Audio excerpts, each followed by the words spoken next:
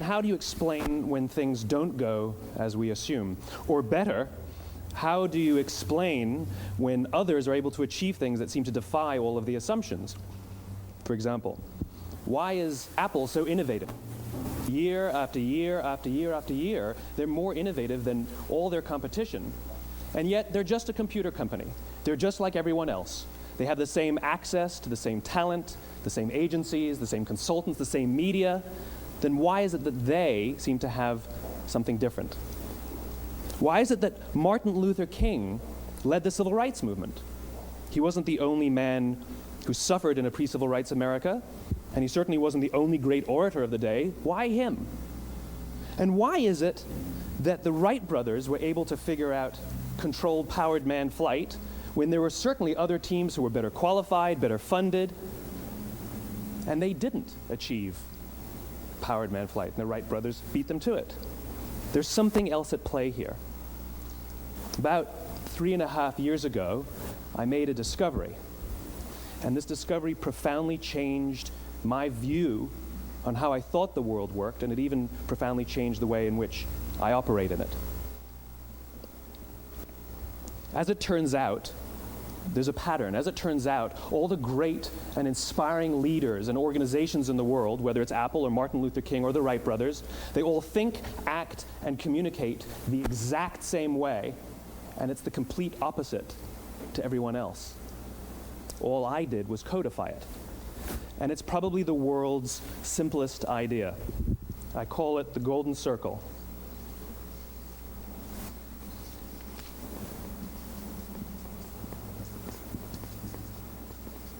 Why, how, what? This little idea explains why some organizations and some leaders are able to inspire where others aren't. Let me define the terms really quickly. Every single person, every single organization on the planet knows what they do, 100%. Some know how they do it, whether you call it your differentiating value proposition or your proprietary process or your USP. But very, very few people or organizations know why they do what they do. And by why, I don't mean to make a profit. That's a result. It's always a result. By why, I mean what's your purpose? What's your cause? What's your belief? Why does your organization exist? Why do you get out of bed in the morning? And why should anyone care? Well, as a result, the way we think, the way we act, the way we communicate is from the outside in. It's obvious. We go from the clearest thing to the fuzziest thing. But the inspired leaders and the inspired organizations, regardless of their size, regardless of their industry, all think, act, and communicate from the inside out. Let me give you an example. I use Apple because they're easy to understand and everybody gets it. If Apple were like everyone else, a marketing message from them might sound like this. We make great computers. They're beautifully designed, simple to use, and user-friendly. Want to buy one? Meh. And that's how most of us communicate. That's how most marketing is done, that's how most sales is done, and that's how most of us communicate interpersonally. We say what we do, we say how we're different or how we're better, and we expect some sort of behavior, a purchase, a vote, something like that. Here's our new law firm. We have the best lawyers with the biggest clients. We have, we always perform for our clients, do business with us. Here's our new car. It gets great gas mileage. It has, leather seats. Buy our car. But it's uninspiring. Here's how Apple actually communicates. Everything we do, we believe in challenging the status quo. We believe in thinking differently. The way we challenge the status quo is by making our products beautifully designed, simple to use, and user-friendly. We just happen to make great computers. Want to buy one? Totally different, right? You're ready to buy a computer from me. All I did was reverse the order of the information. What it proves to us is that people don't buy what you do, people buy why you do it. People don't buy what you do, they buy why you do it. This explains why every single person in this room is perfectly comfortable buying a computer from Apple. But we're also perfectly comfortable buying an MP3 player from Apple, or a phone from Apple, or a DVR from Apple. But as I said before, Apple's just a computer company. There's nothing that distinguishes them structurally from any of their competitors. Their competitors are all equally qualified to make all of these products. In fact, they tried. A few years ago, Gateway came out with flat-screen TVs. They're eminently qualified to make flat-screen TVs. They've been making flat-screen monitors for years. Nobody bought one.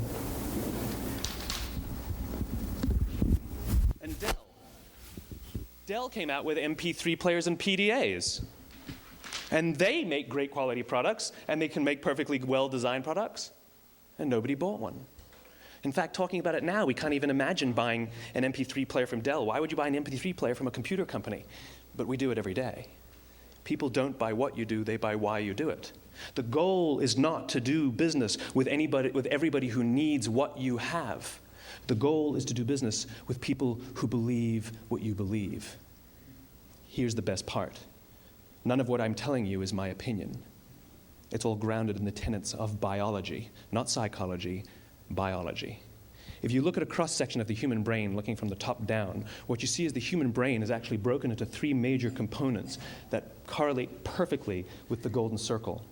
Our newest brain, our Homo sapien brain, our neocortex, corresponds with the what level. The neocortex is responsible for all of our rational and analytical thought and language. The middle two sections make up our limbic brains, and our limbic brains are responsible for all of our feelings, like trust and loyalty. It's also responsible for all human behavior, all decision-making, and it has no capacity for language. In other words, when we communicate from the outside in, yes, people can understand vast amounts of complicated information like features and benefits and facts and figures. It just doesn't drive behavior. When we communicate from the inside out, we're talking directly to the part of the brain that controls behavior, and then we allow people to rationalize it with the tangible things we say and do. This is where gut decisions come from. You know, sometimes you can give somebody all the facts and your figures, and they say, I know what all the facts and details say, but it just doesn't feel right. Why would we use that verb? It doesn't feel right. Because the part of the brain that controls decision-making doesn't control language. And the best we can muster up is, I don't know, it just doesn't feel right. Or sometimes you say you're leading with your heart or you're leading with your soul. Well, I hate to break it to you, those aren't other body parts controlling your behavior. It's all happening here in your limbic brain, the part of the brain that controls decision-making and not language. But if you don't know why you do what you do, and people respond to why you do what you do, then how will you ever get people to vote for you or buy something from you, or more importantly, be loyal and want to be a part of what it is that you do? Again, the goal is not just to sell people who need what you have. The goal is to sell to people who believe what you believe. The goal is not just to hire people who need a job. It's to hire people who believe what you believe. I always say that, you know, there's if you hire people just because they can do a job, they'll work for your money. But if you hire people who believe what you believe, they work for you with blood and sweat and tears. And nowhere else is there a better example of this than with the Wright brothers. Most people don't know about Samuel Pierpont Langley. And back in the early 20th century, the pursuit of powered man flight was like the dot-com of the day. Everybody was trying it. And Samuel Pierpont Langley had what we assume to be the recipe for success. I mean, even now, you ask people, why did your product or why did your company fail? And people always give you the same permutation of the same three things. Undercapitalized, the wrong people, bad market conditions. It's always the same three things. So let's explore that. Samuel Pierpont Langley was given $50,000 by the War Department to figure out this flying machine. Money was no problem. He held a seat at Harvard and worked at the Smithsonian and was extremely well connected. He knew all the big minds of the day. He hired the best minds money could find, and the market conditions were fantastic. The New York Times followed him around everywhere, and everyone was rooting for Langley. And how come we've never heard of Samuel Pierpont Langley? A few hundred miles away in Dayton, Ohio, Orville and Wilbur Wright. They had none of what we consider to be the recipe for success. They had no money. They paid for their dream with the proceeds from their bicycle shop. Not a single person on the Wright brothers' team had a college education, not even Orville or Wilbur. And the New York Times followed them around nowhere. The difference was Orville and Wilbur were driven by a cause, by a purpose, by a belief. They believed that if they could figure out this flying machine, it'll change the course of the world. Samuel Pierpont Langley was different. He wanted to be rich, and he wanted to be famous. He was in pursuit of the result. He was in pursuit of the riches. And lo and behold, look what happened. The people who believed in the Wright brothers' dream worked with them with blood and sweat and tears. The others just worked for the paycheck. And they tell stories of how every time the Wright brothers went out, they would have to take 5 sets of parts because that's how many times they would crash before they came in for supper. And eventually, on December 17th, 1903, the Wright brothers took flight. And no one was there to even experience it. We found out about it a few days later. And further proof that Langley was motivated by the wrong thing, the day the Wright brothers took flight, he quit. He could have said, "That's an amazing discovery, guys. Now we'll improve upon your technology." But he didn't. He wasn't first. He didn't get rich. He didn't get famous. So he quit. People don't buy what you do, they buy why you do it. And if you talk about what you believe, you will attract those who believe what you believe. Well, why is it important to attract those who believe what you believe? Something called the law of diffusion of innovation. And if you don't know the law, you definitely know the terminology. The first 2.5% of our population are our innovators. The next 13.5% of our population are our early adopters. The next 34% are your early majority, your late majority, and your laggards. The only reason these people buy touch-tone phones is because you can't buy rotary phones anymore. We all sit at various places at various times on the scale, but what the law of diffusion of innovation tells us is that if you want mass market success or mass market acceptance of an idea, you cannot have it until you achieve this tipping point between 15 and 18% market penetration, and then the system tips. And I love asking businesses, what's your conversion on new business? And they love to tell you, oh, it's about 10% proudly. Well, you can trip over 10% of the customers. We all have about 10% who just get it. That's how we describe them, right? That's like that gut feeling, oh, they just get it. The problem is, how do you find the ones that just get it before you're doing business with them versus the ones who don't get it? So it's this here, this little gap, that you have to close, as Geoffrey Moore calls it, crossing the chasm. Because you see, the early majority will not try something until someone else has tried it first.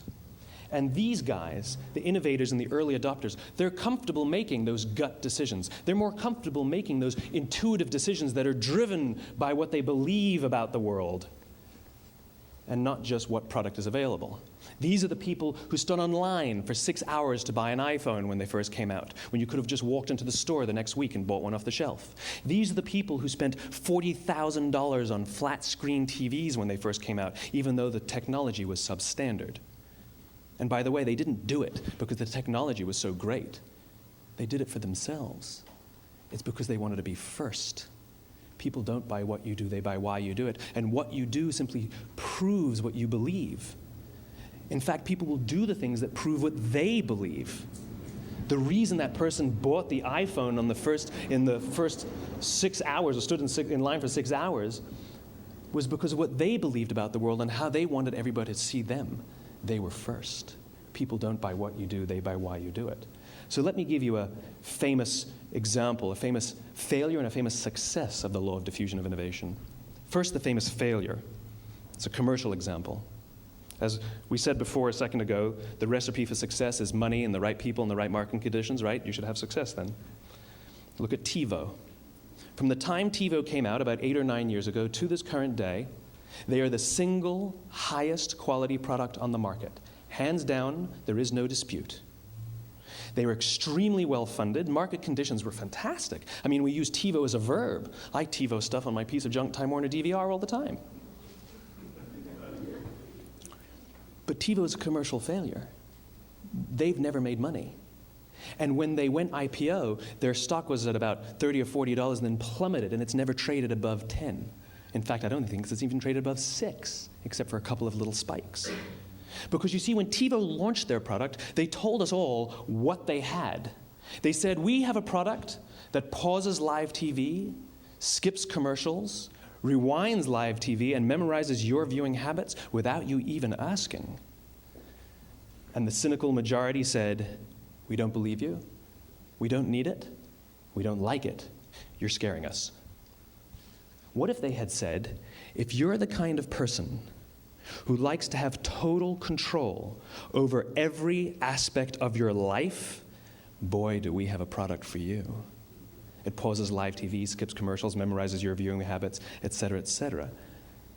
People don't buy what you do, they buy why you do it, and what you do simply serves as the proof of what you believe. Now let me give you a successful example of the law of diffusion of innovation. In the summer of 1963, 250,000 people showed up on the Mall in Washington to hear Dr. King speak. They sent out no invitations, and there was no website to check the date. How do you do that? Well, Dr. King wasn't the only man in America who was a great orator. He wasn't the only man in America who suffered in a pre-civil rights America. In fact, some of his ideas were bad. But he had a gift. He didn't go around telling people what needed to change in America. He went around and told people what he believed. I believe, I believe, I believe, he told people.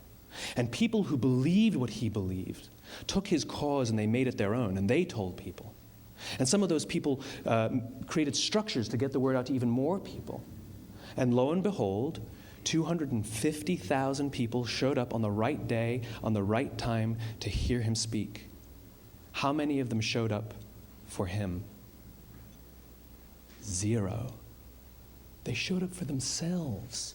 It's what they believed about America that got them to travel on a bus for 8 hours to stand in the sun in Washington in the middle of August. It's what they believed, and it wasn't about black versus white. 25% of the audience was white. Dr. King believed that there are 2 types of laws in this world, those that are made by a higher authority and those that are made by man. And not until all the laws that are made by man are consistent with the laws that are made by the higher authority will we live in a just world. It just so happens that the civil rights movement was the perfect thing to help him bring his cause to life. We followed him not for him, but for ourselves. And by the way, he gave the I have a dream speech, not the I have a plan speech. Listen to politicians now with their comprehensive 12-point plans. They're not inspiring anybody. Because there are leaders and there are those who lead. Leaders hold a position of power or authority, but those who lead inspire us. Whether they're individuals or organizations, we follow those who lead, not because we have to, but because we want to. We follow those who lead, not for them, but for ourselves.